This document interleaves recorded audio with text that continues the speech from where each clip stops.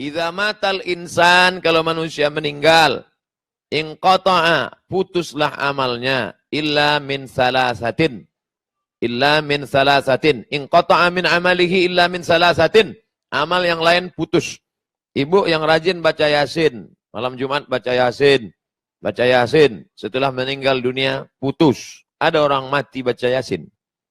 Kalau ada orang mati baca Yasin, kabur kita semua.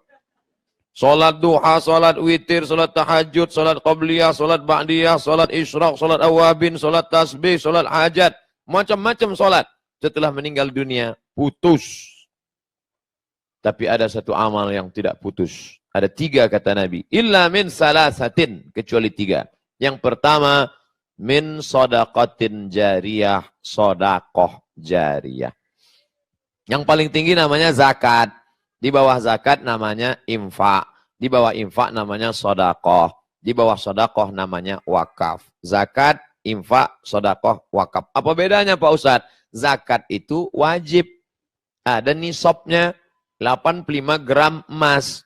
Bapak ibu yang punya uang 85 gram emas. Kenapa pakai emas? Karena emas yang paling harganya stabil di dunia. Dolar, dulu zaman saya ke Mesir dengan Ustadz Riza, calon doktor PhD dari mana Ustaz? Ya payah nyebutnya. Kami berangkat waktu dolar dari 2000 menjadi 17.000 tahun 1998 ke Mesir. Tidak stabil, tapi emas stabil. Maka ingat angka 85. Cara mudah mengingat, Bapak Ibu ingat saja tahun 85 apa peristiwa. Ibu, tahun 85 apa peristiwa terbesar dalam hidup? Aku bertemu dengan suamiku, Pak Ustadz. Masya Allah, so sweet. Nah, ingat 85, 85, 85. Siapa yang punya emas 85 gram, kalau dirupiahkan sekarang berapa? 1 gram 500.000 kali 85 gram 42.500.000. Maka kena zakat 2,5%. Keluarkanlah 2,5%. Ingat, 85, 85, 85, 85, 85. Jangan saya sebut 85, keluar dari sini berubah jadi 58. 85. Zakat wajib. Dan ada tempat penyaluran yang tidak boleh kita geser, tidak boleh kita otak-atik. Innama shadaqatu lil fuqara wal masakin wal amilina 'alaiha wal mu'allafati qulubuhum fir riqab wal gharimin wa fi sabilillah wa ibnis sabil. 8. Tidak boleh dialihkan ke yang lain. Ini namanya zakat. Di bawah zakat ada namanya infak. Kalau ibu belikan karpet, infak. Bapak belikan lampu, infak. Bapak belikan mikrofon untuk masjid, namanya infak. Kalau dia benda, infak. Tapi tidak semua orang bisa berikan infak. Maka orang yang susah, miskin, nggak punya uang, jangan sedih. Karena di bawah infak ada namanya sodakoh. Apa beda infak dengan sodakoh? Kalau infak itu materi, benda. Tapi kalau sodakoh, tidak benda. Contoh, kalau ada orang beli semen. Ini semen untuk masjid. Itu namanya infak. Tapi kalau saya nggak sanggup untuk ngasih semen. Tapi gotong royong untuk ngaduk semen, saya bisa. Itu namanya sodakoh. Karena setiap tulang sendi ada sodakohnya. Ngambil skop, ikut ngaduk semen, itu sodakoh. Saking tidak bisanya, mau ikut gotong royong juga nggak sanggup, memberikan waktu juga tidak, maka sodakoh yang paling ringan, tabassumika fi wajhi akhika sodakoh, senyummu ke wajah saudaramu sodakoh. Makanya kotak itu yang paling tepat namanya kotak infak. Jangan kotak sodakoh, karena kalau kotak sodakoh nanti lewat orang senyum aja. Yang paling tepat itu kotaknya kotak infak. Itu yang paling tepat. Wa anfiqu min thayyibati ma kasabtum. Infakkanlah yang baik-baik dari hasil usahamu, uangmu, duitmu. Ini yang berada di meja kertas ini, kertas apa nih Pak Presiden? Formulir untuk infak atau sodakoh? Infak kan? Karena banyak juga saya tengok yang senyum-senyum aja. Ini yang perlu kita dudukkan masalah ini. Bahwa itu bukan sodakoh, Pak. Tengok, senyum boleh, tapi duit keluar. Infak, sedekah. Paling tinggi zakat, di bawah zakat, infak, di bawah infak, sedekah. Wakaf, wakaf ini lebih khusus lagi. Wakaf itu harus ada 4 unsur. Yang pertama, wakif, orang yang berwakaf. Yang kedua, orang yang menerima wakaf. Yang ketiga, benda yang diwakafkan. Yang keempat, ada ijab, ada qabul.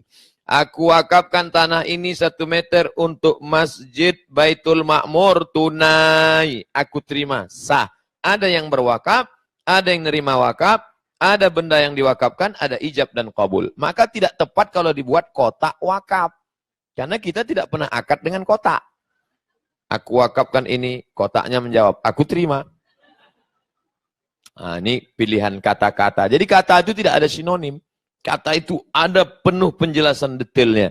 Zakat, wakaf, infak, sedekah. Kalau wasiat gimana Pak Ustadz? Wasiat temannya hibah. Kalau diberikan saat hidup, namanya hibah. Tapi kalau wasiat, nunggu mati. Makanya Bapak pengurus Masjid Baitul Ma'mur, kalau ada nanti jamaah.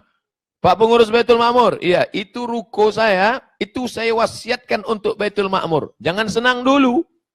Karena dia berpindah setelah mati. Setelah dia wasiat 3 tahun, nggak mati-mati. Akhirnya pengurus, gimana Pak yang itu ruko kemarin? Udah bisa kita ambil. Masih belum mati juga Pak Ustadz.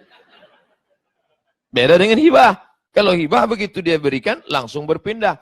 Ini saya berikan untuk masjid. Langsung urus surat menyuratnya, pindah langsung.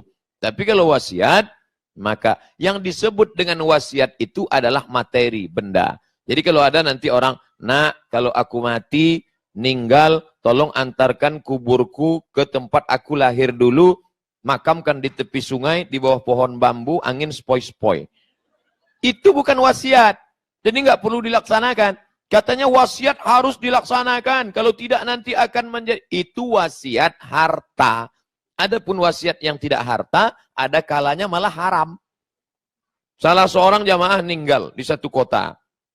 Lalu kemudian dia wasiat minta dimakamkan di kota lain. Saya sudah hitung.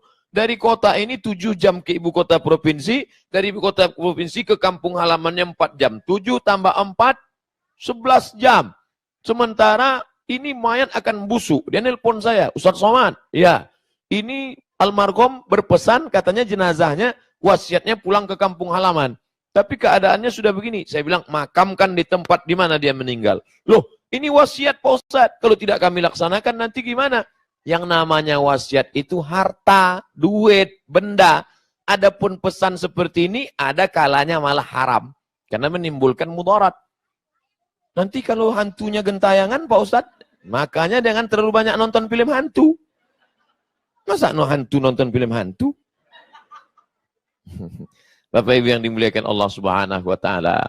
Oleh sebab itu maka itulah perlunya ngaji. Alhamdulillah di Sydney, di Melbourne semuanya ngaji. Semuanya faham agama. Kenapa? Saya tadi sampai kaget. Di Melbourne ada berapa kelompok kajian? 28 kelompok kajian dan semuanya bersatu. Mana contohnya? Malam ini. Dibuka pendaftaran setengah jam 400 langsung. Kalau 400 orang kumpul dalam setengah jam, berarti 1 menit itu berapa SMS yang masuk? Itu error itu HP. Hang langsung. Bapak Ibu yang dimuliakan Allah Subhanahu wa taala. Siapa yang mengatakan kita tidak mungkin bersatu. Mustahil kita bersatu. Ini buktinya kita bersatu. Kata Bapak Presiden tadi. Tapi saya baru tahu rupanya selama ini tidak bersatu. Siapa yang bilang kita tidak bisa bersatu? Kiblatnya satu. Fawalli wajhaka syatral masjidil haram. Bahasa yang dipakai satu. Allahu Akbar. Imam yang dipakai satu. Kita ikut imam, jangan dilawan imam. Ju'ilal imamu liyutamma bih. Imam diangkat untuk diikuti. Maka yang pertama ini yang akan mengalir kalau setelah Abdul Somad ini mati meninggal dunia adalah shadaqatun jariyah. Shadaqah jariyah.